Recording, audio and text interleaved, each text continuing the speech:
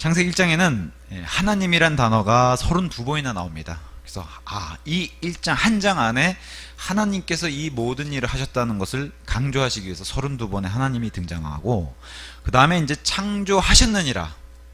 우리 옛날 개혁성경이라든가 예전에 쓰던 성경이 창조하시니라 해서 이제 이 시제를 망가뜨려 놨는데, 참 희한하게도 창조하셨느니라가 5번 과거형으로만 돼 있어요. 다 현재 시제는 없습니다. 창조하셨느니라로 5번. 그 중에 우리가 잘 아는 창세기 1장 1절이 있고 21절이 있고 27절에 아담을 창조하셨다는 말을 그 한 구절에 3번 넣으셨어요. 마치 삼위일체 하나님이 골고루 하신 것처럼 아담을 창조할 때 창조하셨다라는 말씀이 3번 들어가 있습니다. 묘하죠? 그 다음에 이제 우리 하나님은 말씀하시는 분, 창조할 때도 말씀하시는 분 8번 등장하고, 뭐 계속 나눠본 내용 중에 하나는 우리 하나님은 우리를 보고 계시다. 내가 하나님께 잘할 때는 보고 계시면 좋죠. 하나님 이거 보세요, 제가 이렇게 합니다, 하나님을 위해서. 이럴 땐 좋겠지만 우리가 죄 지을 때도 보고 있으면 어때요? 우리 죄인들이, 특히나 범죄자들이 제일 두려워하는 게 CCTV잖아요. 지켜보고 있다는 거예요. 그래서 CCTV가 있었던 걸 모르고 범죄 저지르는 사람들 되게 두려워하잖아요. 근데 우리 하나님은 눈을 한 번도 떼신 적이 없다는 거예요. 우리가 심지어 잠잘 때조차도 보고 계시는 분. 그 다음에 이제 하나님은 만드시는 분. 창조는 무에서 유를 끄집어내는 거라면, 만드는 거는 좀 다른 의미죠.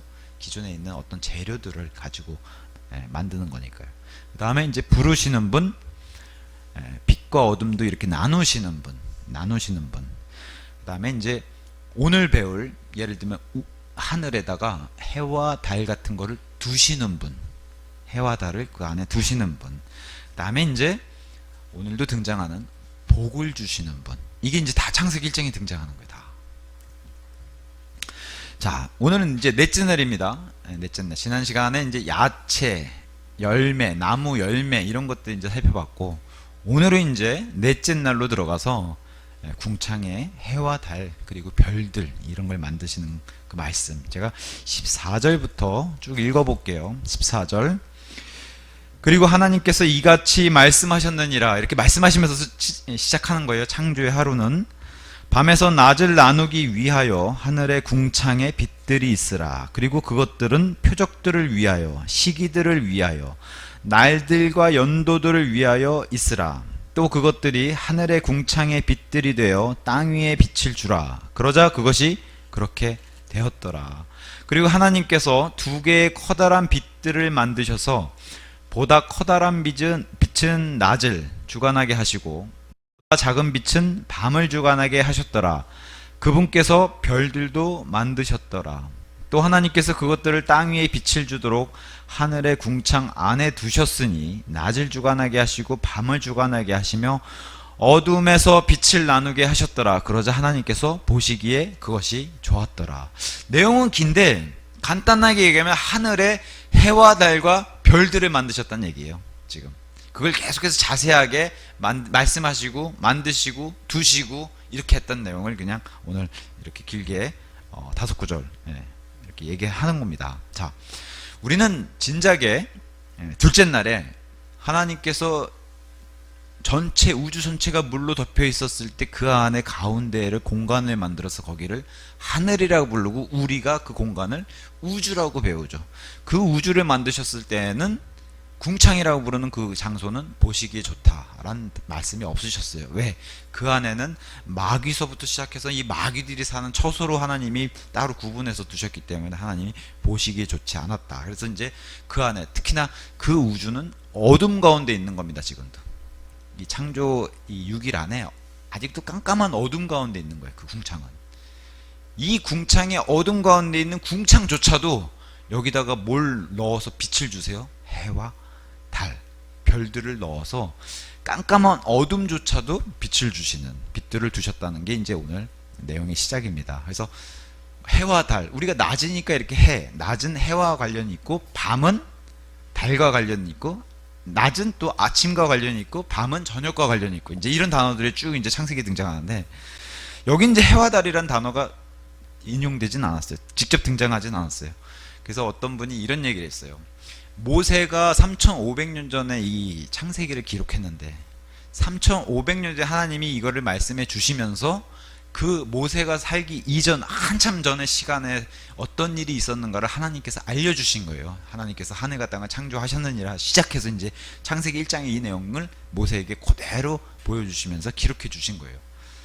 그래서 창세기 당시 이 창세기를 기록할 모세 당시에 이집트도 가장 번성했던 그런 시기였고 3500년 전에. 그래서 우리가 다 알다시피 이집트나 가나안이나 바빌론의 그 우상 숭배의 대상이 되는 신격화된 바로 그런 천체가 바로 해, 특히 태양신을 숭배하고 달의 여신을 숭배하는 그게 그 당시 고스란히 있었기 때문에, 그래서 어떤 분이 모세 기록 당시에 태양과 달이 벌써 신격화돼서 우상 숭배 대상이기 때문에 여기서는 직접적인 그 단어를 쓰지 않은 것 같다라고 이제 이렇게 얘기를 이제 추정을 하게 됩니다. 그러면서 시편 136편 7절과 8절에 이런 얘기가 있죠. 여기도 동일하게 이런 얘기를 합니다. 커다란 빛들을 만드신 분께 감사들을 드리라. 이는 그분의 자비가 영원토록 지속되기 때문이라 하면서, 커다란 빛들 하면 벌써 둘 이상이잖아요. 빛들이니까 복수로. 낮을 통하여 다스리는 해를 만드신 분께 감사들을 드리라. 여기서 설명해 주죠. 낮을 통하여 다스리는 해. 이는 그분의 자비가 영원토록 지속되기 때문이라. 그 다음에 또 하나, 밤을 통하여 다스리는 달과 별들을 만드신 분께 감사들을 드리라. 이는 그분의 자비가 영원토록 지속되기 때문이라. 그래서 여기 시편 136편에서는 이 해와 달에 대해서 직접적인 용어들로 이렇게 설명을 해줍니다. 자, 낮에 햇빛, 이렇게 낮에 이렇게 해가 뜨면은 밝잖아요. 이것도 참 감사한 일입니다. 해가 없으면 사람은 다 죽죠. 다 죽어버립니다. 그래서 낮에 햇빛도 감사한데, 사실은 저희 입장에서는 더 감사한 게, 밤은 정말 깜깜하고 어둠 가운데 있잖아요. 근데 그 안에조차도 밤에서 빛을 내라고 달을 빛을 주시잖아요. 밤을 비춰주는 그게 달빛이에요. 어둠 가운데 빛이 있는 거 얼마나 감사해요. 이게 우리 영적인 상태나 아니면 이 악한 세상에, 어둠의 세상에 가운데 빛을 주시는 그 하나님에 대한 그 자비를 우리가 느낄 수 있죠. 역시 감사한 일입니다. 그래서 이스라엘도 그렇고 교회도 하나님이 이스라엘과 교회를 삼아주시면서 너는 이스라엘이다, 너는 나의 교회다 라고 얘기하셨을 때 우리에게 주신 임무가 있어요. 미션, 말 그대로 미션이죠. 그게 뭐예요? 세상에 빛들이 되라. 소금과 빛, 그 얘기를 하시잖아요. 세상에 나가서 나를 대신해서 빛들이 되라, 이 얘기를 하신 거예요. 그래서 어둠 속에 빛의 역할을 하라고. 그래서 우리 해와 달, 이렇게 성경이 해와 달을 얘기하면서 이 상징으로 그 안에 속뜻을 무슨 얘기를 해주냐면은 예수 그리스도와 교회의 관계다. 해와 달은 짝을 이루잖아. 이소부화 같은 데서 옛날 전래동화에서 맨날 해와 햇님 달님 이렇게 짝처럼 다니잖아요. 예수님과 교회, 저와 여러분, 예수님이 신랑 되시고 저와 여러분이 교회가 신부가 된다는 이 단짝이잖아. 단짝. 이 관계를 해와 달로도 얘기해 주세요. 그래서 예수 그리스도는 오를 의자를 써서 의의 태양, 의의 태양, 대문자 선을 써서 의의 태양이라는 표현을 말라기 4장 1절에 해줘요. 마태복음 바로 앞에 있는 책인데 말라기 4장 1절에 이렇게 성경이 기록되어 있습니다. 보라, 이는 그날이 오기 때문이니, 여기는 심판의 날에 대한 엄중한 경고를 하면서 곧 화덕같이 불탈 날이라. 화덕같이, 화덕 아시죠? 피자 이렇게 있게 하는, 그냥 엄청나게 끈 장작되어 가지고 막 수백 도의 열을 내는, 그렇게 화덕같이 태우는 이 우리가 살고 있는 지구를 그렇게 태우신다는 거예요. 화덕처럼 심판의 이 경고를 하면서, 그런즉 모든 교만한 자들, 진적 사악하게 행하는 모든 자들이 그루터기, 마치 지푸라기처럼 이런 그루터기가 되리라. 그리하여 다가오는 그날이 그들을 태워버리리라. 만군의 주가 말하노라. 이로써 그날이 그들을 뿌리조차 가지조차 남기지 아니하리라. 태양의 열기가 너무 뜨거운데 이게 화덕처럼 가까이서 있는 열기처럼 태양이 그렇게 뜨면은 다 탄다는 거죠. 그래서 이렇게 태워버리는 심판의 말씀을 해주면서 2절에 그러나 나의 이름을 두려워하는 너희에게 의의 태양, 예수님이 오시는 장면들이 이렇게 설명했어요. 그러니까 먼저는 심판의 장면을 묘사하면서 너무나 뜨거운 태양이 뜨면은 다 타버리는 이 심판의 말씀을 먼저 주시고, 그 다음에 의의 태양이란 말씀을 주시면서, 내가 보세요. 그러나 나의 이름을 두려워하는 너희에게 의의 태양이 그의 날개들 안에 치유를 가지고 떠오리라. 그리하면 너희가 밖으로 나가서 외양간의 송아지들 같이 자라나리라 하면서, 먼저는 심판을 하나님이 먼저 다 태우시고, 그 다음에는 나를 받아들이는 그런 자들에게는 치유와 회복을 시켜주신다는 이 말씀으로 이렇게 1, 2절을 나눠놓은 거예요. 이때 등장하는 게, 우리 예수님은 태양이시구나. 태양을 만드신 분이시기도 하고 그 태양 자체가 되시는 분이시다. 이렇게 태양을 우리 예수님으로 표현했어요. 그러면은 예수님과 짝이 되는, 벌써 햇님이 나왔죠. 그럼 달림으로 표현되는 그게 바로 솔로몬의 아가서에 이제 등장하는 겁니다. 솔로몬의 아가서. 그럼 솔로몬의 아가서 가서 보시면은, 여긴 지금 솔로몬 왕의 왕비가 되는, 왕과 왕의 왕비, 그러니까 신부의 그런 예표가 되는, 그래서 6장 10절에 이런 말씀을 주셨어요. 아침같이 내다보고 달같이 어여쁘며 할 때 등장하는 게 달. 왕비, 지금 왕비를 표현하면서 이렇게 표현하는 거예요. 달같이 어여쁘며 해같이 청명하고 군기들을 든 군사같이 공포스러운 그녀는 누구인가 라고 얘기하면서, 내가 골짜기 열매들을 보기 위해 포도나무가 무성한지와 석류나무들이 싹이 텄는지 보기 위해 견과들의 정원 안으로 내려갔도다 하면서 13절에 되돌아오라 되돌아오라 오 슐람족 여인이여 하면서 왕이 자기의 신부를 삼고 싶은 여인에 대해서 설명하는 거예요. 되돌아오라 되돌아오라 이는 우리가 너를 바라보려 함이라. 너희가 슐람족 여인에게서 무엇을 보겠느냐.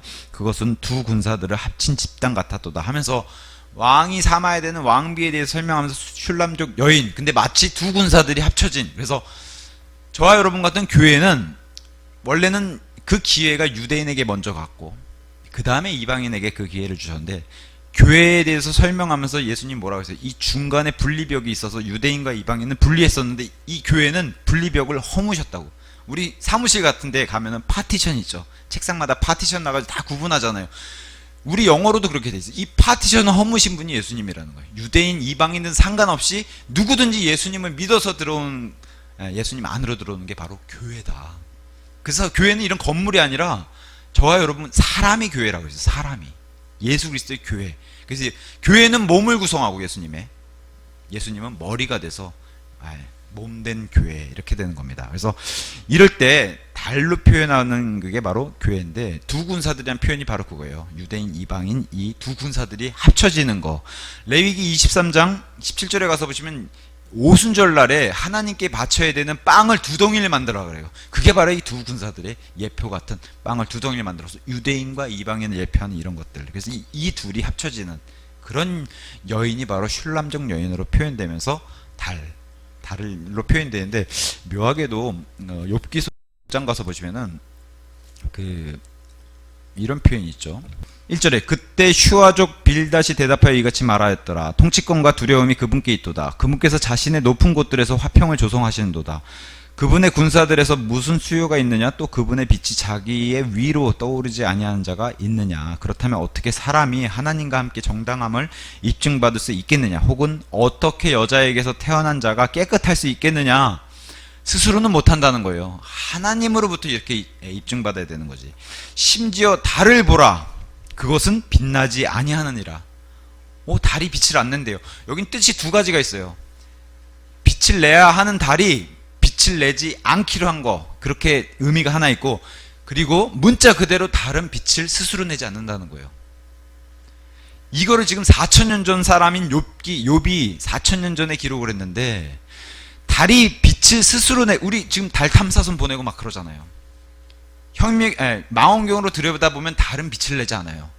다만 햇빛을 받아서 반사할 뿐이죠, 달이. 그걸 알아내는 게 몇백 년 안 됐다는 거예요, 과학으로는.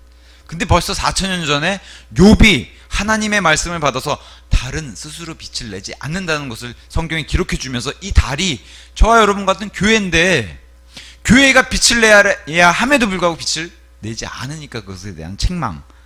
심지어 달을 보라. 그것은 빛나지 아니하느니라. 이렇게 이제 기록을 해놨다는 거죠. 그래서 열매 없는 우리의 모습과 흡사한 모습으로 여기 기록해 준 거예요. 빛을 내야 하는데, 저와 여러분도 세상에 빛을 내야 되는데 세상에 들어가서 세상 사람처럼 행동하면은 빛을 내지 않는 이 달과 같다. 그 말씀을 이렇게 주셨다는 거예요. 그래서 25장의 문맥이 위로부터 다 사람은 받을 수밖에 없는데 다 하나님께 받는 거예요. 다 사람은. 그래서 내가 하나님께 정당함을 내보이려면, 아니면 내가 하나님께 나는 깨끗한 사람입니다 하면 입증받아야 되는데 그 입증받지 못하고 빛을 내지 못한다는 거. 그래서 과학적으로도 달은 스스로 빛을 내는 광체가 아니라 햇빛을 받아서 반사시키는 거잖아요. 이게 달의 저와 여러분의 모습하고 똑같다는 거예요. 우리는 우리 안에 하나님의 빛을 스스로 못 내요. 그죠? 못 내요. 우리 안에 계신 예수님이 나를 통해서 빛을 내도록 내가 유통 아니면 배달하는 그런 임무를 가지고 있는 거지, 우리 스스로 제작이나 이렇게 만들어낼 수 없다는 거죠. 빛 자체를. 그래서 빌립보서 2장 12절 13절, 너희가 구원을 받았다면 너희 구원을 일하여서 이걸 밖으로 드러내라는 거예요. 그러면서 뭐라고 얘기냐, 너희 안에서 일하시는 분. 제가 가서 빌립보서 2장 읽어드릴게요. 자, 이런 이유로 나의 사랑을 받는 자들아, 너희가 늘 순종해 왔듯이 내 앞에서 뿐만 아니라 내가 없는 지금 더욱더 순종하여 두려움과 떨림으로 너희 자신의 구원을 나타내라. 구원받았다면은 구원받은 사람인 것을 나타내라는 거예요. 이는 너희 안에서, 이 안에 예수님 계시잖아요. 너희 안에서 역사하시어 그분의 선한 기쁨에 속한 것에 뜻을 두게 하시고 행하게도 하시는 분은 하나님이시기 때문이라. 그래서 이 안에서 하나님이 빛을 낼 수 있도록 너희가 내어주라는 거예요. 하나님의 힘으로, 내 힘이 아닌 그분께 내어주라는 거예요. 묘하게도 요한일서 1장 가서 보시면 예수님의 빛에 대해서 이렇게 설명해요. 예수님은 의의 태양이라고 아까 그랬잖아요. 요한복음 1장 4절에 이렇게 얘기합니다. 그분 안에, 예수님 안에 생명이 있었으니 그 생명은 사람들의 빛이었더라. 사람들 안에서 빛을 주실 수 있는 분이라고 얘기하면서 침례자 요한 얘기를 해요. 아시죠? 광야에서 회개하라고 외쳤던 침례자 요한. 그래서 7절에 바로 그가, 침례자 요한이 빛에 관하여 증거하기 위해 한 증인으로 왔으니 그를 통하여 모든 사람들이 믿게 하려 함이라. 침례자 요한은 예수님이 우리의 진짜 참빛이다라고 증거할 그런 사람이었다는 거예요. 그러면서 뭐라고 얘기해요? 그는, 침례자 요한은 그 빛이 아니었으니. 왜? 빛은 지금 하나님을 말씀하기 때문에 그는, 침례자 요한은 그 빛이 아니었다는 거예요. 그 빛에 관하여 증거하라고 보내심을 받은 자였다. 그 자신이 빛이 아니라 그 빛을 증거하라고 보냄받은 전령이었다는 거예요. 그러면서 9절, 그 빛은 참된 빛이었으니 그것은 세상으로 들어오는 모든 사람에게 저마다 빛을 주는, 그게 바로 예수님이다. 이게 태양의 그 빛처럼 예수님이 이런 참빛이라는 거예요. 그러면 이 참빛을 우리 안에 간직하고 있으면서 우리 스스로 이 빛을 못 낸다는 거예요. 마치 태양을 받아서 달이 반사해서 빛을 내는 것처럼. 그래가지고 마태복음 5장에 이 유명한 말씀이 이렇게 기록되어 있는 겁니다. 5장 14절에서 16절, 너희는 세상의 빛이라. 다시 한번 말씀드릴게요. 우리가 빛을 못 내요. 근데 세상의 빛의 역할을 맡은 저와 여러분 같은 교회는 달빛의 역할을 만들었다는, 그럼 반사를 해야 될 거 아니에요. 그래서 이 말씀이 있는 거예요. 15절, 또한 사람들이 불빛을 밝혀서 그것을 부셀, 항아리 같은 통 얘기하는 거, 부셀 되 아래에다가, 빛을 비추려면 아래에서 이렇게 구석에 안 두잖아요. 위에다 둬야지 이렇게 빛이 방 안에 골고루 갈 거 아니에요. 그 얘기를 하는 거예요. 지금 아래다 두지 아니하고 오히려 등잔대 위에 두나니 그것이 집안에 있는 모두에게 빛을 주느니라. 그런 것처럼 너희의 빛이 이처럼, 방 안에 비추는 위에 등잔대의 불처럼, 이처럼 사람들 앞에 비치게 하라. 달처럼 빛을 반사해서 사람들 앞에 비춰서 그들이 하나님의 빛을 알 수 있도록. 우리 역할이, 그래서 세상의 빛이 우리가 내는 빛, 우리는 낼 수도 없어요. 빛을 우리 안에 태양의 빛을 받아서 반사시키는 그 역할을 하는 게 바로 세상의 빛의 역할을. 이 표현이 여기서 이렇게 들어가는 거예요. 이해하셨죠? 달빛의 역할을. 이게 그래서 예수님과 해와 달의 관계처럼 예수 그리스도와 교회의 관계가 이런 식으로 이제 하나님이 알려주셨구나. 이걸 그냥 훗날 과학의 발견으로 달은 스스로 빛을 못 내고, 이걸 나중에 한참 지나서, 성경보다도 한참 지나가지고 과학자들이 나중에 발견해내는 거예요. 그래서 예수님은 태양의 빛, 교회는 달빛의 빛, 이렇게 이제 성경은 설명하고 있습니다. 성경이 얼마나 정확해요. 더군다나 모세를 통해서 성경이 얼마나 정확한지를 기록을 주셨을 때 사실 사람의 눈으로 봤을 때는 달이 훨씬 커요. 우리는 과학이란 걸 배우고 지식이란 걸 미리 알고 있기 때문에 해와 달은 비교도 안 될 정도로 해가 더 크다는 걸 알고 있지만, 이런 지식이 아예 없을 때 그냥 단순히 해와 달을 비교해 보면은 눈으로, 우리 추석 때 보름달 얼마나 크게 보여요. 그죠? 달빛이 사람 눈에는 훨씬 더 크게 보여요. 그러면은 지식이 없는 상황에서는 달이 더 크다고 사람들은 얘기할 거예요. 근데 성경은 뭐라 그래요? 해가 더 크다라고 얘기하는 겁니다. 해가 더 크다. 그거를 하나님이 알려주셨는데, 이것도 훗날 과학이 아주 많은 시간이 지난 뒤에야 태양이 달의 600만 배구나 이걸 알아내는 거예요. 600만. 그러면서 이제 하나님께서 창세기 1장 16절에 두 개의 커다란 빛들을 만드셔서 보다 커다란 빛, 이거 태양이겠죠, 낮을 주관하게 하시고 보다 작은 빛을 밤을 주관하게 하셨더라. 그 다음에 이제 아주 짧은 구절로 그분께서, 하나님께서 별들도 만드셨더라. 지금 우주가 무한하고 우주의 별들이 무한한, 셀 수 없는 그런 별들이 지금 우주에 있는데 딱 한 줄로 요약하셨어요. 그분께서 별들도 만드셨더라. 이렇게 요약하셨어요. 존 필립스라고 하는 사람은 이것에 대해서 이런 의견을 냈습니다. 안타라스라고 하는 별이 있는데, 우리가 바라보는 이 엄청난 크기의 태양의 6,400만 개의 크기, 그런 별이 있다라고 설명을 해줘요. 우주에는 이렇게 어마어마한 별들도 있다. 별 하나가. 또 마차부자리 별자리의 엡실론이라고 하는 이런 별이 있는데, 그 지름 알죠? 이 구의 끝에서 끝에 지름이 태양의 3,000배, 부피는 270억 배라는 거예요. 뭐 상상도 안 되죠. 가늠도 안 돼요. 이런 별 하나도 있는 게 바로 우주라는 거예요. 근데 이런 게 셀 수 없이 많이 있다는 거예요. 무한대로. 그게 우주인데, 지금 하나님의 설명은 그분께서 이러한 무한대의 별들도 만드셨다, 이렇게 가볍게 그냥 간단하게 끝냈다는 거예요. 이 우주의 별들과 견주는 게 바닷가의 모래예요. 모래수. 그러면 우리나라 저 사천 앞바다에 가서 그 모래도 얼마나 많아요. 근데 이 온 지구의 모래를 다 합쳐도 그거보다 별들이 더 많다는 거예요. 그러니까 이런 거를 알면 알수록 하나님은 얼마나 광대하신 분인가를 아는데, 근데 하나님이 지금 뭐라고 계세요? 그분께서 별들도 만드셨더라 하면서 나는 별들에 관심이 없다.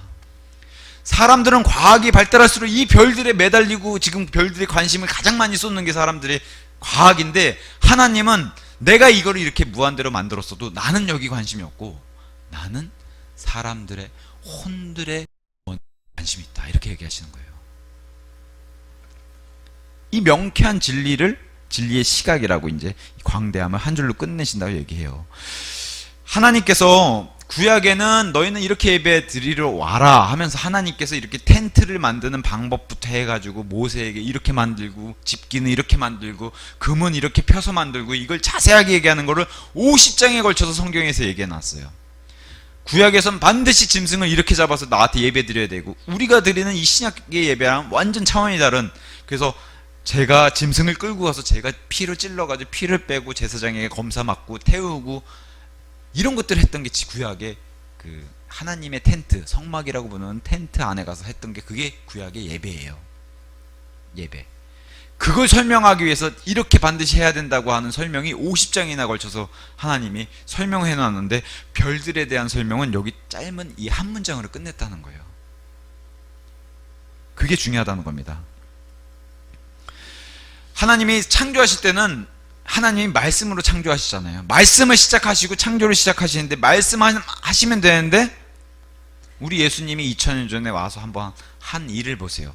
말씀만 하시면 되시는 그런 능력을 가지셨음에도 불구하고 사람을 물으신다는 거죠. 사람을 구속하기 위해서는 고통을 다 당하셨다는 거예요. 말씀을 하실 수도 있는데도 불구하고 엄청난 차이를 지금 보여주는 거죠. 우리가 과학이 발달할수록 그냥 저 하늘에, 저 우주에 뭐가 어마어마하게 있는 것처럼 저 별들에게 관심을 얼마나 갖습니까? 막 우주선이라도 쏴서 그냥 그 궤도에 진입했다 그러면 다들 박수치고, 어디 그냥 착륙했다 하면 박수치고, 화성에 탐사선 갔다 그러면 그거 그냥 화면 받아서 그냥 아주 환호를 하고, 이게 지금 사람의 관심, 우주에 관심 많은 사람의 모습인데 하나님은 혼들에도 관심이 많다는 거야. 사람 자체에. 심지어는 이 별들이 이렇게 무한대로 우주에 이렇게 있는데 하나님은 말씀하시는 분이시기도 하지만 이 말씀으로 이 별들을 다 이렇게 마치 손으로 지탱하듯이 이렇게 다 지탱하고 계시다는 거예요. 그게 하나님의 능력이라는 거예요. 히브리서 1장 3절의 말씀처럼. 하늘에 특히나 깜깜한 어둠 가운데 있는 궁창의 거기에다도 하나님이 빛을 내라고 해와 달과 별들을 만드셨다. 이게 이제 넷째 날 얘기입니다. 그러면서 이제 다섯째 날로 넘어갑니다. 19절. 그리고 그 저녁과 아침이 넷째 날이더라. 이거 참 보기 좋으신 거예요. 낮을 밝히는 해를 만든 것도, 그리고 심지어 하나님이 보기 좋지 않은 궁창에다가 달과 별들을 만들어서 빛을 내는 거. 그러니까 하나님은 어둠에서 빛을 내는 걸 보기 좋아하세요. 그죠? 어둠을 빛으로 채우는 걸 좋아하시는 분이에요. 그래서 보시기 좋았더라. 4절. 네, 넷째 날이 이렇게 끝나고, 다섯째 날 20절에서 23절. 그리고 하나님께서 말씀하시기를 물들은 생명이 있고 움직이는 창조물과 하늘에 펼쳐진 궁창에서 땅 위를 날아다닐 수 있는 날짐승을 풍부하게 내라 하셨느니라. 또 하나님께서 거대한 고래들과 물들이 풍부하게 낸 것 곧 움직이는 살아있는 각각의 모든 창조물을 그것들의 종류대로 창조하셨으며 날개 달린 각각의 모든 날짐승을 그의 종류대로 창조하셨느니라. 그러자 하나님께서 보시기에 그것이 좋았더라. 22절. 그리고 하나님께서 그것들에게 복을 주시며 말씀하시기를 다산하고 번성하여 바다들 안에 있는 물들을 채우고 날짐승은 땅에서 번성하라 하셨느니라. 그리고 그 저녁과 아침이 다섯째 날이었더라. 아주 간단합니다. 다섯째 날은 물고기들과 날짐승, 이걸 만드신 거예요. 두 가지 종류. 물고기들과 날짐승. 자, 되돌아가면 우주가 이렇게 덮여 있었어요.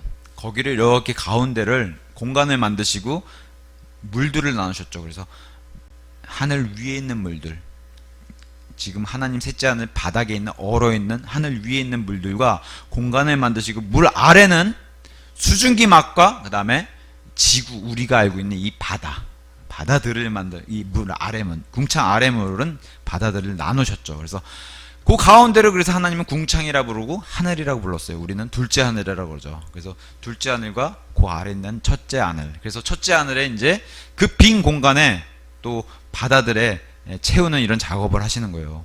그래서 여기 물고기와 새들은 사실 공통점이 많다, 이렇게 이제 학자들이 얘기합니다. 뭐예요? 유선형의 형태. 물고기와 새들 둘 다 재빠르게 움직일 수 있고 이동할 수 있고 몸을 보호하는 지느러 아니면 방향을 정하는 이런 꼬리 같은 거 둘 다 가지고 있고요. 깃털로 덮여 있거나 가볍고 속이 빈 뼈를 갖고 있고, 물고기나 새나 둘 다 알을 낳아서 새끼를 가져요. 알을 낳아서 새끼를 부화시키는데, 물론 이제 고래 같은 경우는 포유류이기 때문에 새끼 자체를 낳지만 나머지 이제 물고기와 새들은 이제 알을 낳고, 또 새들은 멀리 이주하는 본능도 가지고 있고, 물고기도 그렇죠. 멀리 연어 같은 경우는 막 멀리도 가기도 하고, 그래서 이러한 이주하는 본능도 있는데, 이 물고기와 새가 유사한 점이 굉장히 많은데 이 두 부류를 같은 날 창조하셨다는 거예요. 제가 좀 무료하고 좀 졸리실 테니까 제가 1분짜리 영상 가져왔어요. 네. 얼마나 아름다워요. 그죠? 저렇게 해도 하나도 안 부딪히지도 않고, 가운데 이렇게 싹 사람이 들어가면 쫙 갈렸다가 또 싹 모았다가, 이게 지금 바닷속이라서 그렇지 하늘의 새도 똑같아요. 좀 이따 보여드릴게요. 그래서 이걸 군무라고 그러죠. 군무. 다 같이 움직이는 이런 모습들을. 그래서 이런 자연을 자세히 들여다보면은 하나님을 발견할 수 있다라고 얘기합니다. 이게 지금 새가 하늘에서 다 같이,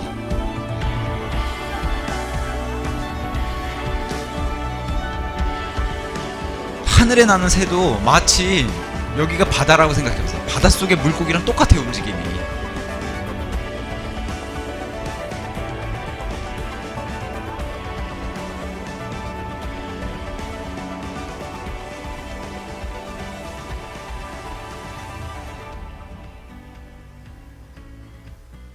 이게 제가 방금 말씀드렸잖아요. 하늘과 바다들이라고 나뉘었을 뿐이지, 하늘에 만약에 원래는 다 물에 잠겨 있던 거를 지금 나눠서 하늘과 바다로 나눠 놓은 거예요. 그리고 새들과 물고기로 나눠 놓은 거지, 둘 다 유사성이 크다. 마치 새들도 바닷속에서 헤엄치는 그런 물고기가 똑같다는 거예요. 지금 이런 걸 보고.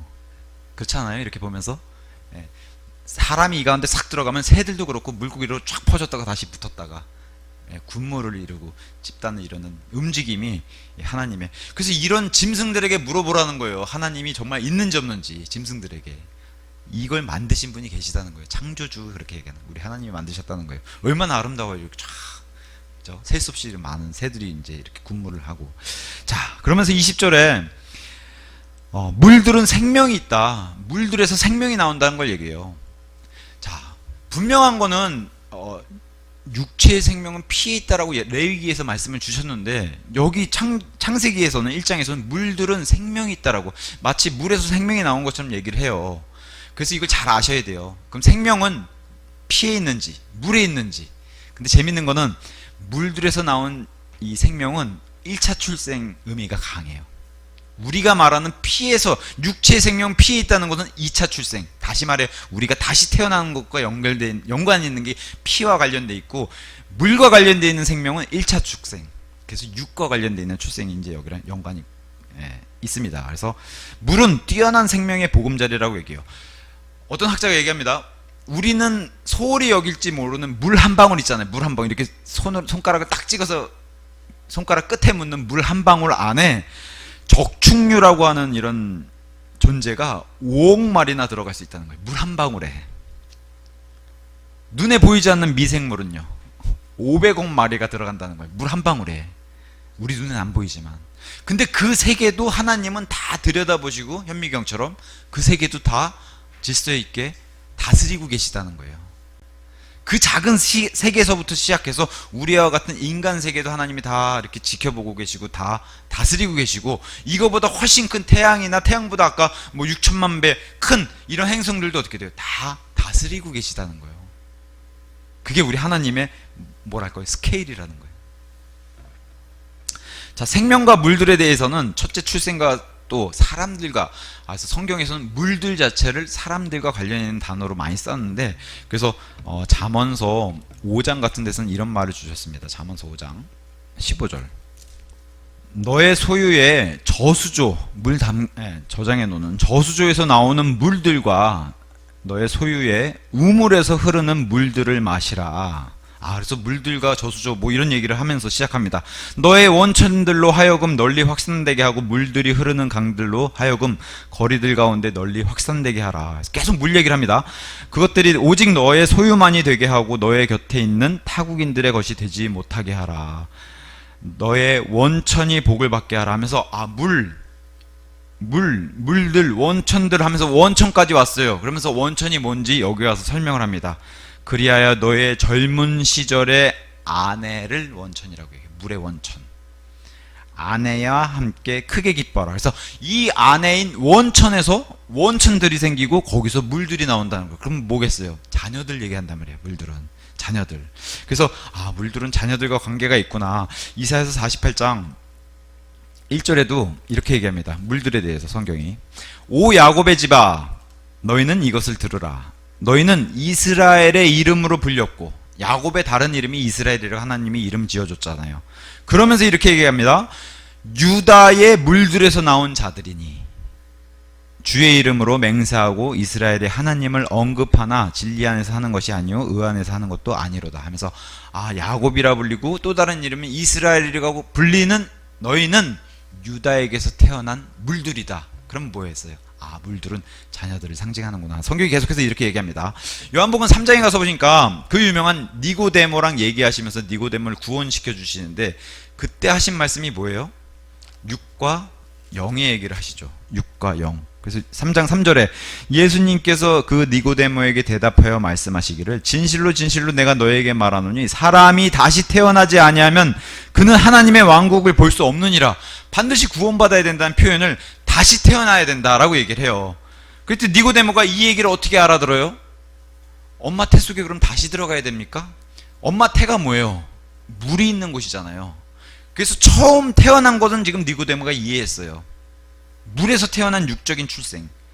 그래서 니고데모가 그분께 말씀드리기를, 저는 나이가 많습니다. 지금 사람이 이미 늙었는데 어떻게 그가 다시 태어나야 된다고 그렇게 말씀하십니까? 그가 그러면 자기 어머니 태 속으로 다시 들어갔다 또 나와야 됩니까? 이렇게 얘기해요. 그 태 속에 들어가는 게 바로 양수가 있는 어머니 태 속을 얘기한단 말이에요. 예수님께서 이같이 대답하셨느니라. 진실로 진실로 내가 너희에게 말하노니 사람이 물로 태어나고, 이게 지금 태 속에 있는 양수 얘기하는 거죠. 첫 번째 출생, 지금 창세기부터 계속 물들의 생명의 근원, 원천, 이거 얘기하잖아요. 물들은 자녀들. 그래서 사람이 물로 태어나고, 이거 한 번 태어나는 거고, 그 다음에 성령으로 하늘에서 다시 태어나야 된다는 거예요. 이게 바로 다시 태어나야 된다. 반드시 성령으로 태어나지 아니하면 그는 하나님의 왕국 안으로 들어갈 수 없느니라. 어머니 태에 있는 양수는 육에서 태어난 건 육이다, 이렇게 설명하시고, 두 번째는 다시 양수에서 태어나는 게 아니라 영으로, 성령께로부터 태어난 것은 영이라 내가 너희가 반드시 다시 태어나야만 하리라 하고 말한 것을 이상히 여기지 말라 하면서, 너희는 예수 그리스도의 말씀을 받아들이고 그분을 믿어서 다시 태어나야 된다. 근데 이거는 어머니 태에 들어가서 다시 태어나는 게 육적인 출생이 아니라 영적인 출생을 얘기하는 그 장면이 바로 예수님 말씀. 여기서 뭐라고 얘기해요? 첫 번째 어머니 태, 양수를 얘기할 때 물이라는 표현 쓰죠. 같은 기록자인 요한이 요한일서 5장 6절에 이렇게 얘기합니다. 예수님은 물과 피를 통하여 오신 분이시니, 물과 피를 통하여 오신 분이시니 바로 예수 그리스도시라. 왜 물과 피로 얘기하겠어요? 앞에 물은 마리아 뱃속에 양수에서 태어난 걸 얘기하니까 사람의 몸을 입고 오셨잖아요. 예수님은 사람이라고 계속 강조하잖아요. 하나님이신데 사람으로 오셨다. 그래서 앞에 물이 필요해요. 양수를 의미하는. 그래서 물로만 오신 것도 아니고 오히려 물과 피, 그래서 뒤에 피는 하나님의 피라고 얘기해요. 성령님으로부터 수태된, 잉태된 하나님의 피. 그래서 물과 피를 얘기할 때 육적인 물을 취하시고 그 다음에 하나님의 피를 취하셔서 그 피를 십자가에 흘려주셨기 때문에 저와 여러분이 너무나 보배스러운 피다 해서 보혈의 피라고 얘기하는, 보혈의 공로라고 얘기하는 거예요. 그 피를 흘려주셨기 때문에 저와 여러분이 구원을 받는 건데, 그래서 예수님은 물로만 오신 게 아니라 물과 피로 오셨는데, 물과 피와 마지막 하나 중요한 게 있어요. 아까 성령님 태어난다고 하는, 그래서 성령님, 그런즉 증거하시는 분 성령이시니 성령께서 진리이시기 때문이라. 그래서 세 가지가 필요하다는 거예요. 물과 피와 성령. 물과 피와 성령. 그래서 8절에 땅에 증거한 셋이 있으니 성령과 물과 피, 이렇게 돼야 되는 거예요. 그래서 우리 표준 킹제임스가 성령과 물과 피 이렇게 정확하게 이렇게 돼 있는 건데, 이걸 영과 물과 피로 바꾸면은 성경이 해석을 막아버리는 게 되죠, 오히려. 자, 그래서 요한복음은 특히 이 사도 요한이 기록한 요한 1서도 그렇고요. 요한복음에는 이 말씀을 가지고서 예수님 십자가 달리실 때 뭐라고 얘기하냐면은, 요한복음은 철저하게 하나님이신 예수님을 얘기하잖아요.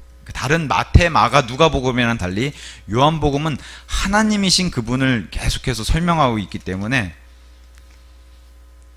하나님이시면 하나님의 피가 더 먼저 나와야죠. 강조를 하죠. 그래서 요한복음 19장 34절에 예수님이 죽으신 걸 확인하기 위해서 로마 병사가, 그러나 군인들 중 한 명이 창으로 그분의 옆구리를 찔렀더니, 이렇게 확인을 해, 죽었는지. 푹 찔렀더니, 아까는 물과 피로 오셨다 그랬잖아요. 여기서는 뒤집어져요. 피와 물이 나왔다. 왜? 피가 하나님이잖아요. 하나님의 피잖아요. 이걸 먼저 강조해요. 피와 그 다음에 사람의 그 물이 쏟아진 거를 이렇게 표현하면서 더 정교하게 기록해 놓은 것은 30절이에요. 19장 30절. 십자가에 달려 계실 때, 그러므로 예수님께서 그 식초를 받으신 후에 친히 말씀하시기를 다 이루어졌도다 하셨느니라. 모든 걸 다 이제 일을 마치시고, 그러고 나서 그분께서는 자신의 머리를 숙이고 숨을 거두셨더라. 일반적인 사람은 이게 반대로 된단 말이에요. 숨을 거두기 때문에 머리가 떨어지잖아요, 고개가. 예수님은 스스로 자기의 숨을 내주시기 때문에 머리를 숙이고 숨을 내주세요. 하나님이시기 때문에. 그죠? 이게 사람과 반대로 돼 있어요. 그래서 피와 물 이렇게 강조하는 거예요. 하나님의 피. 이게 바로 예수 그리스도가 성육신 하신 하나님이라는 사실을 가장 강조한 책이 요한복음이기 때문에 요한복음이 이렇게 기록을 해놨다는 거. 그래서 물들, 계속 물들을 뭘로 표현해요? 하나님의 육신적인 부분을 계속 표현하는 거예요. 계시록 17장 가서 보시면은 이 땅에 있는 모든 종교와 사람들이 헛되이 숭배하는 그 모든 것 위에 앉아있는 바빌론 음녀가 등장해요. 계시록 17장 1절에. 그래서 17장 1절에 성경이 물들에 대해서 뭐라고 표현하나? 1절에 이렇게 얘기합니다. 그런데 7 호리병들을 가진 7 천사들 중 하나가 와서는 나와 대화하며 나에게 이같이 말하였더라. 이리 오라. 그러면서 보여준다는 거예요. 세상을 다스리는 이 음료의 존재에 대해서 보여주면서 내가 너에게 많은 물들 위에 앉은 큰 음료의 심판을 보여주겠노라 하면서 물들 위에 앉아있는 음료를 보여줘요. 그러면서 성경이 스스로가 설명해줘요. 15절에 그리고 그가 나에게 이걸 보여준 그가 나에게 이같이 말하니라. 너가 본 그 음료가 앉아있는 물들은 백성들이다, 무리들이다, 민족들이다, 어족들이다. 이 세상에 있는 사람들을 설명해요. 그러니까 아까 물들에서 나온 자녀들, 물들에서 나온 육신적인 출생, 물들 위에 앉은 음료를 표현하면서 이 세상의 모든 민족들과 말들과 여기서 벗어난 사람 없어요. 백성들과 이거 위에 앉아서 다스리는 존재가 바로 바빌론 음료인데 그 음료가 깔고 앉아 있는 존재가 바로 물들은 사람을 뜻하는 거구나. 이게 이제 성경이 얘기하는 물들의 표현이에요. 이게 성경이 스스로 설명해 주는 거니까 뭐 어렵진 않죠. 물들에 대해서 표현해 주는 거니까. 그래서 아까 요한복음 3장에 다시 그 니고데모하고 그러니까 니고데모가 이해했던 그 문맥으로 가서 보시면 니고데모가 그래도 첫 번째 물에 대해서는 이해하고 있구나. 다시 한번 예수님이 사람이 다시 태어나지 않으면 그는 하나님의 왕국을 볼 수 없느니라 했을 때 니고데모는 뭐라고 얘기해요? 어머니 태 속에 다시 들어갈까요? 그러니까 이 니고데모는 뭘 이해했어요? 첫 출생에서 양수를 얘기하는 어머니 태 속을 이해했잖아요. 니고데모는. 근데 대부분의 사람들은 이거를 성경 해석하라고 그러면 대부분의 교회나 전 세계에 아마 90% 이상이 뭘로 이거를 설명해요? 물은 말씀이다. 성령은 다시 태어나 거듭남. 그러니까 물과 성령으로 거듭나야 된다. 말씀과 성령으로 이렇게 설명한단 말이에요. 여긴 첫째 육적인 출생과 두 번째 영적인 출생을 얘기하는데 세상 교회나 이 세상의 90% 이상 교회는 다 이렇게 설명한다는 거예요. 물은 말씀이다.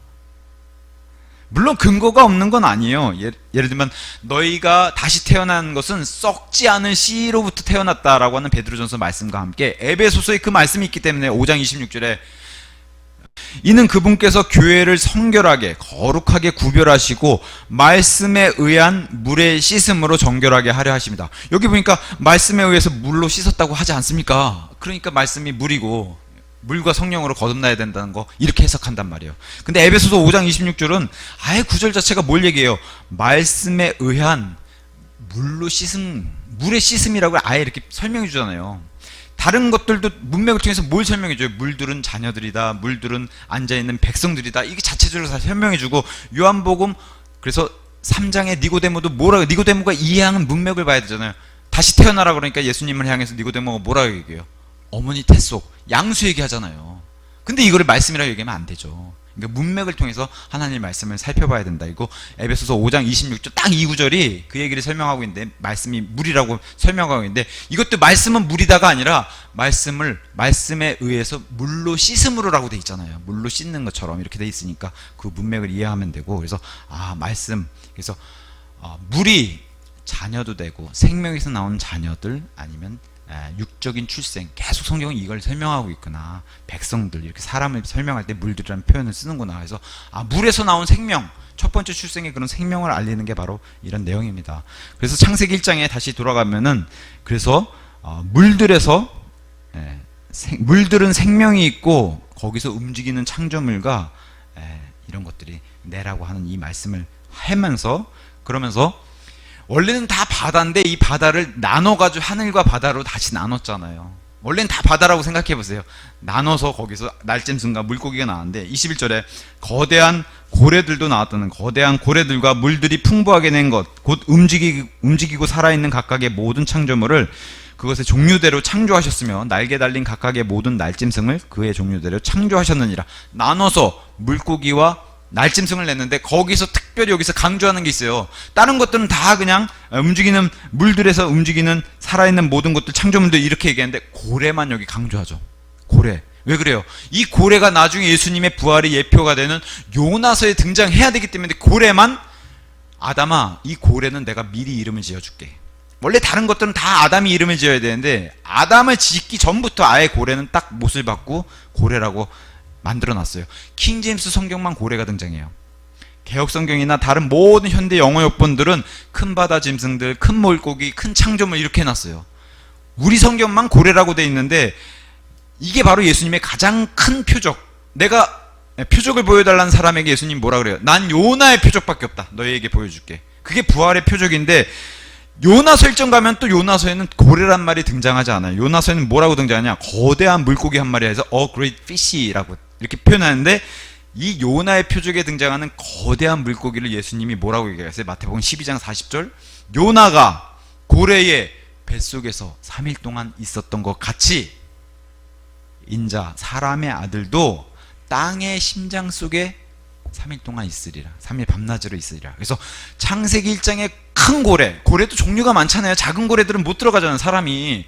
여긴 지금 범고래가 진짜 엄청 제일 큰 고래, 우리가 알고 있는 그 고래 얘기하는 거예요. 사람도 삼킬 수 있는 그걸 요나가 그 고래가 요나를 삼켰다는 거예요. 그래서 여기서 창세기 1장에서 고래를 만들어 놓고 이름도 아예 고래라고 지어 놓고 요나서의 기록에서 그 큰 물고기가 요나를 삼켰는데 그 큰 물고기는 예수님이 고래라고 설명해 주는 거예요. 우리 성경만 이렇게 돼 있어요. 고래라고. 중요한 거라서 이제 짚고 넘어갑니다. 그러면 22절에 그리고 하나님께서 그것들에게 날짐승과 물고기들에게 복을 주시면서 말씀하시기를 다산하고 번성하여 바다들도 채우고 땅에서 날짐승은 땅에서 번성하라. 이렇게 해서 복을 주셨는데 복을 주신 게 바로 여기 날짐승과 물고기하고 나중에 아담을 창조해서 복을 주신 게 딱 두 번밖에 안 나와요. 그래서 하늘과 바다, 그러니까 첫째 하늘과 바다를 채우는 것들에게 복을 주시고 그 다음에 땅을 대표하는 사람에게 복을 주시고 이렇게 하늘, 땅, 바다 이렇게 되어 있습니다. 그러면서 마지막에 이제 여섯째 날 24절과 25절에 그리고 하나님께서 말씀하시기를 땅은 살아있는 창조물을 그의 종류대로 내고 가축들과 기어다니는 것과 땅의 짐승을 그의 종류대로 내라 하셨느니라. 그러자 그것이 그렇게 되었더라. 또 하나님께서 땅의 짐승을 그의 종류대로 가축들을 그것의 종류대로 땅 위를 기어다니는 각각의 모든 것을 그의 종류대로 만들었더라. 그러자 하나님께서 보시기에 그것이 좋았더라. 자, 여기 땅의 짐승들은 지금 만드신 거고 그렇게 구별하고 21절에 물고기와 날짐승은 창조란 단어를 썼어요. 그럼 두 가지가 좀 구별이 되죠. 그러면서 땅과 관련된 살아있는 창조물을 만드신 건데 세 가지 종류. 하나는 가축들, 기어다니는 것, 땅의 짐승.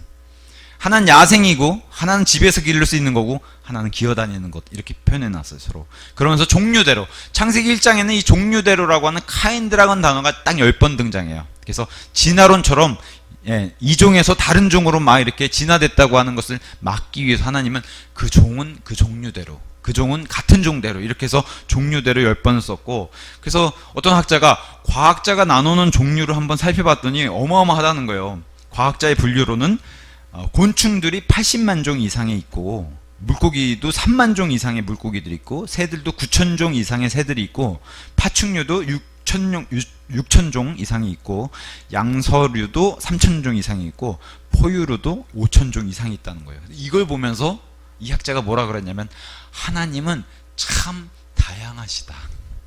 이 모든 거 하나님이 다 만드셨기 때문에요. 그렇게 이제 표현을 했습니다. 자, 6일간의 창조를 이렇게 만드시고 이 다음에 가장 중요한 게 뭐예요? 이렇게 다 하나님 만드시고 이걸 다 누구한테 주세요? 아담에게 주시는 거예요. 아직 아담은 만들기 전인데 아담에게 주시기 전에 이 창조를 6위 창조를 통해서 예비 이렇게 미리 준비하시고 아담을 창조하신 후에다가 이거를 이 모든 걸 너가 다스려라 하고 주시는 거예요, 아담에게. 그래서 사람은 만물의 영장이라고 부르는 거잖아요. 그 아담에게 이 모든 걸 주신다는 거예요. 그래서 아담은 하나님의 이런 지배권과 통치권을 받은 왕관을 받은 존재라고 하는 것을 시편에 보여주죠. 시편 8편에. 그래서 요한복음 3장 27절에 말씀하셨던 것처럼 침례제원을 통해서 사람이 하나님께서 주지 않으시면 아무것도 받을 수 없다는 거예요. 야고보서 1장 17절 모든 좋은 것과 선한 것은 하나님으로부터 내려온다 그랬어요. 그래서 시편 8편에 이 아담에게 준 이 통치권에 대해서 이렇게 얘기합니다. 1절 오 주 우리 주여 당신의 이름이 온 땅에 얼마나 탁월하신지요 당신께서 당신의 영광을 하늘들 위에 세우셨나이다.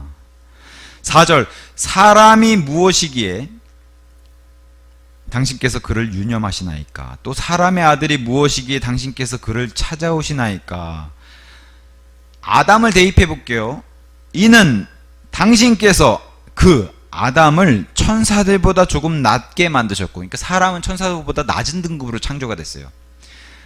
당신께서 아담을 천사들보다 조금 낮게 만드셨고 그에게 영광과 존귀로 왕관을 씌우셨기 때문이라. 그래서 모든 걸 다 이렇게 짐승들을 다 만드시고 나중에 아담을 딱 만드시면서 마무리하시면서 다스려라 이렇게 되는 거예요. 왕관을 씌우셨다는 거예요. 당신께서 그에게 아담에게 당신의 두 손의 작품들을 지배하게 하셨나이다. 아담에게 다 주신 거예요. 이 처음에는 당신께서 모든 것들을 그의 두 발 아래 놓으셨사오니 진즉 모든 양들과 소들과 들판의 짐승들과 지금 창조한 거랑 동일하게 가죠. 그 다음에 이걸 다 다스리라고. 공중의 날짐승과 바다의 고기와 바다들의 행로들을 지나다니는 것은 무엇이나 다스리게 하셨나이다.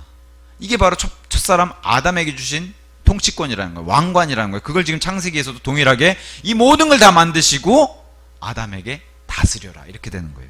근데 이걸 창세기 시작하자마자 뺏겼죠. 죄를 저지르면서 사탄에게 다시 금방 뺏긴 겁니다. 이 왕관을. 그래서 나중에 이 시편 8편의 내용을 히브리서에 인용하면서 첫사람 아담은 실패했지만 이것과 동일하게 둘째 아담으로 오신 예수님은 이걸 이기시고 나중에 천사들보다 위로 올라간다는 말씀을 거기다 히브리서에 주신 거예요. 이해하시겠죠? 첫사람 아담은 천사보다 낮게 만들어졌는데 둘째 아담으로 오신 예수님은 천사들보다 높아지는 그런 걸로 이제 히브리서에 다시 기록을 해줬습니다. 그래서 모든 것을 다 다스리는 둘째 아담과 창조물의 관계를 잠깐 살펴보면은 우리 예수님은 물고기 떼들을 아까 화면처럼 물고기 떼들을 이동시켜가지고 베드로의 그물 안에 넣어주셨어요. 그래서 베드로가 밤새도록 그물을 올렸는데 물고기가 한 마리도 안 잡히는 이상한 날이 있었는데 예수님이 나타나셔서 그물을 던져라 했을 때 예수님이 던지라고 하는 그 그물 그 안에 그물이 찢어질 정도로 배가 가라앉을 정도로 물고기 떼를 몰아준 게 바로 이걸 모든 걸 다스리시는 분이 바로 예수님이라는 걸 보여줘요. 또 예수님이 세금을 내려고 베드로야 가서 낚시를 하면 한 마리가 걸려서 올라올 텐데 그 물고기 입을 한번 봐라. 입을 벌리면 그 안에 세금 낼 동전이 들어가 있다라고 탁 올리는 게 바로 마태복음 17장에 등장하는 낚시한 베드로의 낚시 물고기 입에 동전이 들어있네요. 이걸 다 예수님이 다 다스리신다는 걸 보여주는 거예요. 또 들짐승 아까 지금 이 방금 여섯째 날에 아담 만들기 전에 만들었던 들짐승 통해서 땅의 짐승이죠 이게. 그래서 예수님이 마귀에게 시험 당하신 그 광야에서 마귀를 물리치시고 예수님이 지친 몸을 쉬고 계실 때 그때 어떻게 마가복음 1장 13절에 들짐승들이 예수님과 함께 했어요. 예수님 위로해주면서. 그래서 들짐승을 다스리는 예수님의 모습도 보여주시고 집에서 키우는 가축들 아까 가축 기어다니는 거 그 다음에 들의 짐승 이렇게 되어 있는데 가축들도 예수님이 다스리세요. 그래서 예수님이 예루살렘 도시로 입성할 때 가축들 집에서 키우는 가축들 중에 하나인 길들여지지 않은 어린 나귀를 가져오라고 했을 때 그 나귀 타고 입성하시죠. 그게 가축들을 다스리는 예수님을. 그리고 그 분명히 성경은 길들여지지 않는 제멋대로인 이 나귀가 예수님께는 순종해서 예수님께 자기 등을 내줘요. 그걸 타고 입성하시는 예수님 보여주고 가금류 예수님은 베드로 너가 나를 3번 배신하면 수탉이 울 거야. 그 수탉도 다스리는 게 예수님은 보여줘요. 그래서 베드로가 배반했을 때 바로 수탉이 울죠. 그 수탉을 다스리는 예수님. 근데 여기까지는 첫째 아담도 다 받았던 이 통치권과 지배권이었어요. 그죠? 짐승들을 다 다스릴 수 있는 권한이 여기까지는 첫째 아담도 동일해요. 근데 여기를 넘어가는 일은 이제 예수님이 보여주시죠. 둘째 아담으로. 그게 뭐예요? 우리가 복음서에서 봤던 것처럼 마귀들, 질병, 심지어 죽은 자도 살리는 여기까지 넘어가. 첫째 아담은 이런 거는 가질 수 없었거든요. 둘째 아담이신 예수님은 이것까지 다스리시고 파도 위를 걸으시고 아담이 아무리 온 세상을 지배하라 했을 때 이런 건 못했거든요. 파도 위를 걷고 성난 파도를 잠재우고 이런 건 못했어요. 첫째 아담은. 예수님이 이 둘째 아담으로 이걸 다 하실 수 있고 오병이어를 통해서 뭘 또 보여줘. 물고기들을 그냥 막 2만 명이 먹을 수 있는 물고기를 만들어냈어요. 예수님. 그게 바로 예수님이 모든 걸 다스린다고 하는 것을 보여주고 또 물을 포도즙으로 붉게 빨갛게 만들어서 하실 수 있는 분. 여긴 이제 둘째 아담의 영역이라는 거예요. 첫째 아담은 할 수 없는. 그래서 이 첫째 날부터 여섯째 날, 지금 아담 만들기 직전까지 왔는데 첫째 날부터 여섯째 날까지 1장 2절로 다시 돌아가면요, 땅은 형체가 없고 공허하며 어둠 가운데 있고 기품의 표면 가운데 있던 이 땅, 형체가 없고 공허 비어있는 것을 하나님이 이 6일 동안 뭘 하세요?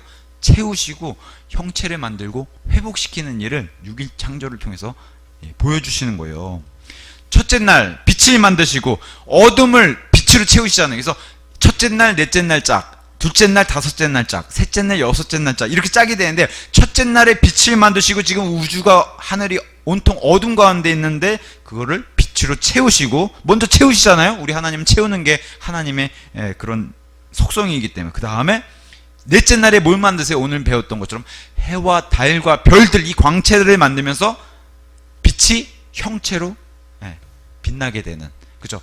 어둠을 빛으로 채우고 그 다음에 형체를 만들어서 그 빛을 낼 수 있게. 이게 첫째 날, 넷째 날 하신 일이고, 둘째 날 하늘의 공간을 만들어서 궁창을 만드셨어요. 소위 말해 우리 우주를 만드셨는데, 그 궁창을 나누면서 위에 바다, 위에 물들과 아래 바다로 나뉘게 되는데, 이게 바로 둘째 날 하신 거고, 그 다음에 다섯째 날 오늘 배운 것처럼 여기 위에 하늘에다가 날짐승을 채우고 안에 바다들, 아래로 내려온 그 물들에는 물고기를 만든, 다 채우시잖아요. 하늘도 빈 공간, 우리가 보는 이 파란 하늘 아무것도 없어요. 거기다 뭘 채우세요? 새들로 채우시고, 바다도 지금 물만 있어요. 거기다 뭘 채우세요? 물고기도 채우시고, 우리 눈에 보이지 않는 미생물도 다 채우시는 거예요. 그 움직이는 창조물, 이렇게 이제 설명해 놓은 겁니다. 자, 마지막 셋째 날, 여섯째 날. 셋째 날에 물들에서 마른 육지가 나오면서 하나님이 땅이라고 부르는 우리가 살고 있는 지구를 이렇게 만들어, 구체적으로 이렇게 드러내셨어요. 이게 셋째 날 하신 거라면은 여섯째 날엔 뭐예요? 여기다가 가축, 기어다니는 것, 땅의 짐승, 들짐승 같은 거 만드는, 여기다 채우시죠. 다 땅에다 다 채우시잖아요. 땅과 관련되어 있는 가축, 기어다니는 것, 땅의 짐승. 그리고 여기다가 정점으로 뭘 만드세요? 아담, 사람을 마지막으로 만들어서 땅을 완전히 채우고 마무리하는 게 바로 여섯째 날 하는 거예요. 아담에 대해서 이제 다음 시간에 할 텐데, 그래서 창세기 1장 세상을 창조하는 순서를 이렇게 보면 참 재밌습니다. 1장 1절 하늘을 만드셨죠. 먼저 이거 하늘과 땅도 나누라고 기억나세요? 하늘과 땅도 나눠서 그 당시에 이제 천사들에게, 자, 하늘을 먼저 만드시고 그 다음에 땅을 만드셨어요. 1장 1절 얘기예요. 그 다음에 1장 2절에 1장 1절이 어떤 일을 겪고 나서 우주를 물로 덮으셨죠. 물이 등장합니다. 다 만드셔야 되는 거예요. 하늘, 땅, 물. 그 다음에 이걸 다시 회복시키려고 빛을 만드셨죠. 그 다음에 빛 이후에 궁창을 만드시고, 그 다음에 풀을 만드시고, 지난 시간에 배웠죠. 야채 만드시고, 나무를 만드시고, 그 다음에 해와 달과 별들이 관련되어 있는 천체가 나타나고, 이거 다 오늘 배운 거고, 그 다음에 물고기, 그 다음에 물고기 만들고, 그 다음에 바다의 물들에 움직이는 것들, 우리 눈에 안 보이는 것들 포함해서, 그 다음에 12번째 날짐승을 만드시고, 13번째 가축을 만드시고, 14번째 땅 위를 기어다니는 거, 이거 다 땅 채우는 거잖아요. 마지막에 15번째 땅의 짐승을 만드시고, 마지막 16번째가 아담인 사람을 만드시고, 그래서 16번째가 사람인데 1과 6을 더해서 7이라는 숫자로 완전수로 딱 끝내요. 이게 이제 창세기 1장에 이제 정리하면 이런 내용인데, 그래서 다음 시간에는 이 모든 걸 다 만드시고 누구한테 줘요? 아담을 만드시는데, 다른 것들은 말씀하시면 다 이렇게 해서 창조하셨는데, 아담은 아버지와 아들과 성령님이 회의를 하세요. 사람은 이렇게 창조 안 하신다는 거예요. 특별하게 그래서 특별하게 아담을 창조하시고 사람은 어떻게 다루시는가, 그거는 다음 시간에 살펴보도록 하겠습니다. 오늘은 여기까지 하고 마치도록 하겠습니다.